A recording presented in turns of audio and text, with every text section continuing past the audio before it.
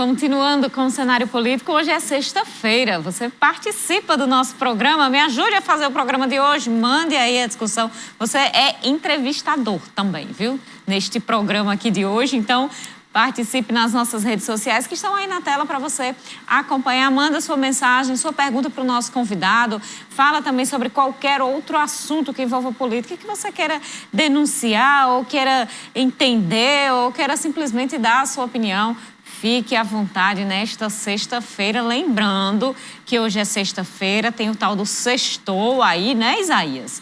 Mas estamos ainda na pandemia, apesar dos números serem muito positivos aqui no nosso estado, principalmente por conta da vacinação, quase aí, aliás, de 80% das pessoas vacinadas com a primeira dose. Ainda tem muita gente para tomar a segunda dose, inclusive existe um alerta do governo do estado, da Prefeitura de Mossoró, teve antecipação do prazo aí para quem precisa tomar a segunda dose. Então, procure o SESI, procure as unidades de saúde. Para você que não é de Mossoró, procure as unidades de saúde próximas aí da sua casa para tomar a sua segunda dose, para a gente completar essa imunização, para não ter que se preocupar, chegar uma sexta-feira e aproveitar a vida normalmente e não com tanta preocupação, porque nós ainda precisamos manter os protocolos sanitários, precisamos manter todos os cuidados, porque o vírus ainda está aí, a variante Delta está circulando, inclusive aqui no nosso estado,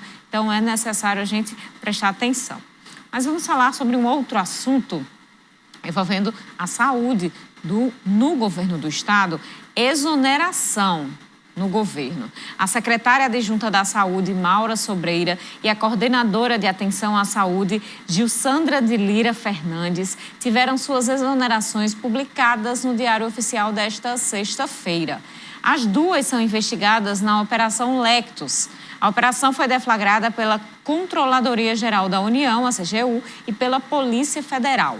As apurações são de fraude em dispensas de licitações, peculato, corrupção passiva e ativa e lavagem de dinheiro na Secretaria Estadual de Saúde Pública, a CESAP. Elas já estavam afastadas cautelarmente dos cargos por decisão da própria operação. Uma nova secretária adjunta de saúde foi nomeada na mesma edição do Jornal Oficial, Liane Ramalho Cortez. Liane, antes, ocupava o cargo de subsecretária de gestão das regiões e redes de atenção. No último dia 25 de agosto, a Polícia Federal cumpriu mandados de busca e apreensão em Natal e Mossoró e em João Pessoa e Bahia, com a ajuda de auditores, lá da Paraíba, com a ajuda de auditores da CGU como parte da Operação Lectus. Também foram cumpridas as medidas cautelares de afastamento do cargo público às duas servidoras, como falei anteriormente. Segundo os investigadores, a operação tem como origem um inquérito policial em que foi identificado direcionamento da contratação de empresa para fornecimento de leitos de UTI para o hospital sem capacidade técnica e operacional da empresa contratada e indícios de desvios. Então, vamos continuar acompanhando e não tem um outro assunto para a gente começar este bloco com o deputado estadual Souza Neto, que está aqui conversando com a gente no programa de hoje. Este assunto é um assunto que vem sendo falado muito pelos deputados da oposição, principalmente ali da implementação da CPI da Covid. O senhor acha que, além dessa operação, com essa decisão de exoneração e a CPI da Covid, podem prejudicar a popularidade de Fátima Bezerra para as eleições do próximo ano, deputado?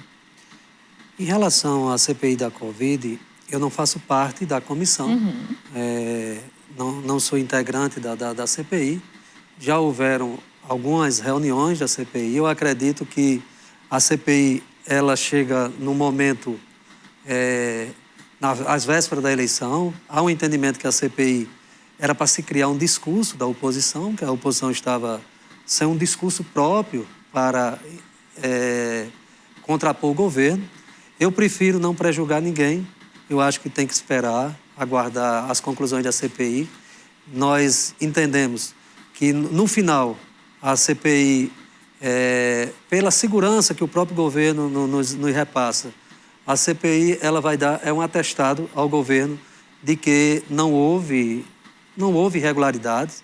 É preciso entender que nós vivemos uma pandemia. Na pandemia, a saúde ela não é igual a qualquer outro setor. Você não pode esperar para o dia de amanhã para tomar uma decisão. É tanto que a legislação ela se torna mais flexível. Então, quando se há uma dispensa no período de pandemia, é porque a própria legislação ela permite isso para dar uma maior agilidade. Por exemplo, se montar uma UTI, se for esperar toda a tramitação normal, não é muito burocrático. Então, a própria legislação dá essa liberdade. Eu entendo que a oposição quer, com isso, criar um discurso para contrapor o governo, mas eu acredito que o governo deverá provar o contrário na própria apuração e, no final, a verdade vai prevalecer. Mas o senhor acha que isso pode ter alguma dificuldade para o governo e para a governadora no aspecto opinião pública e frente aos eleitores? O objetivo da CPI é justamente isso, é criar um ambiente para que haja um desgaste no governo. Uma série de discursos, muitas vezes de uma forma distorcida, para que desgaste a imagem da governadora. Mas, no final, a apuração, a conclusão dessa CPI, se não for nada provado que eles alegam, eu entendo que esse momento que é negativo se transformará em positivo no final da apuração. E como é que o senhor vem avaliando esses trabalhos que começaram, inclusive, esta semana com as oitivas? Como é que o senhor está avaliando as reuniões que vêm acontecendo em relação à CPI da Covid? É bom esclarecer que existe duas CPIs. Exato. Existe Daqui a CPI do Arena das Dunas e existe a CPI da Covid. As reuniões elas estão acontecendo de um modo conforme foi estabelecido o cronograma. Inclusive, nós aprovamos que essas reuniões fossem transmitidas. Havia uma reivindicação da própria sociedade para acompanhar melhor os trabalhos da CPI. Então, está sendo de uma forma muito transparente, inclusive com acompanhamento da população, de todas as indagações, de todas as pessoas que vão lá debater e prestar os seus esclarecimentos. A primeira reunião da CPI da Arena das Dunas não aconteceu. O próprio presidente, o deputado, me refresca o nome aí, do Coronel Azevedo, ele não esteve presente, estava em Brasília, no dia que tinha sido marcado para a primeira reunião da CPI da Arena das Dunas. Isso deu às pessoas uma sensação de que a CPI foi retomada somente por conta de cobrança da população, ou cobrança política mesmo, em relação à CPI da Covid, à aprovação da CPI da Covid. O senhor concorda com essa visão? Concordo. Na verdade, a oposição só engendrou a CPI da Covid e só recuperou a CPI do Arena das Dunas para justificar o que eles queriam, que era implementar a CPI da Covid. Na verdade, a CPI do Arena das Dunas estava suspensa por provocação, inclusive, de um dos membros da oposição, onde foi alegado a questão da pandemia, que não poderia acontecer de uma forma presencial. E logo que protocolaram a CPI da Covid, foi resolvido retomar a CPI do Arena das Dunas, como se fosse uma justificativa para que não houvesse um questionamento por que a CPI do Arena das Dunas ainda estava suspensa.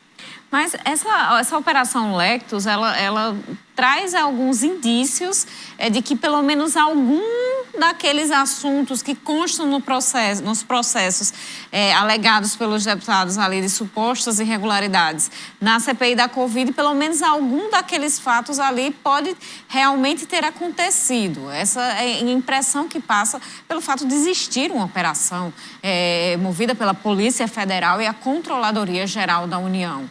Que são órgãos que são estão realmente realizando o seu trabalho. Então, o que é que o senhor acha disso? Eu não tenho maiores detalhes em relação à operação, até porque parte dela ainda está sob sigilo. Mas tem algumas coisas que nós questionamos. Por exemplo, a CGU, na operação, ela disse que houve um prejuízo de 4 milhões. O próprio governo, durante esse tempo, não houve nem uma despesa de 4 milhões. Como é que pode ter havido um prejuízo de 4 milhões se o próprio governo nem aplicou durante esse período 4 milhões? Outra coisa, há um questionamento que a própria CGU está investigando os recursos federais, quando, na verdade, esses contratos foram recursos, pelo menos o segundo contrato, foram recursos do próprio Estado, da fonte 100 do Estado. Ninguém sabe o motivo, como surgiu essa operação. Alguns alegam que foi devido à visita do presidente e teria que ter algo para que pudesse abafar a visita do candidato a presidente, o ex-presidente Lula. Mas o que nós esperamos na Assembleia é que tudo seja apurado. Acho que isso deu até mais elementos para a própria CPI apurar e vamos aguardar. Eu não vou fazer aqui nenhum pré-julgamento. Eu não gosto de estar atirando pedras em ninguém antes da gente ter a apuração dos fatos. Então, eu só poderei me pronunciar, pelo menos individualmente, quando for concluído toda a investigação. Uhum. E em relação ainda sobre CPI, porque são duas CPIs, a gente fica indo de uma para outra, não é? É inclusive atípico existir duas CPIs assim simultaneamente numa casa legislativa. Mas, deputado, sobre a CPI da Arena das Dunas, o senhor tem acompanhado os trabalhos? E aí, uma questão que eu faço em relação a isso, aqueles dados da auditoria realizada, com a presença, inclusive, do então deputado Sandro Pimentel, eles estão sendo utilizados, esses dados, nessas reuniões da comissão? Estão sendo, inclusive a visita do Controlador-Geral do Estado foi justamente para elucidar esses dados que foram levantados pela própria Controladoria do Estado, mas está continuando, já foi ouvido inclusive o ex-secretário, Demétrio, né? Então várias pessoas estão sendo ouvidas. Agora, uma coisa que eu acho interessante é que ninguém fala na CPI do Arena. Me parece que o foco principal do momento é a CPI da Covid. Mas são duas CPIs onde a Assembleia está apurando se de fato houve ou não desvio. Do mesmo jeito que eu não posso aqui pré-julgar os envolvidos, os apontados na CPI da Covid, eu também não vou fazer pré-julgamento do Arena das Dunas. Espero que as CPIs elas andem juntas e cheguem a uma conclusão para ser apresentada à sociedade, porque a sociedade cobra isso. Qual o resultado? O que é que de fato houve? E acredito que esse desfecho nós vamos ter aí nos próximos meses.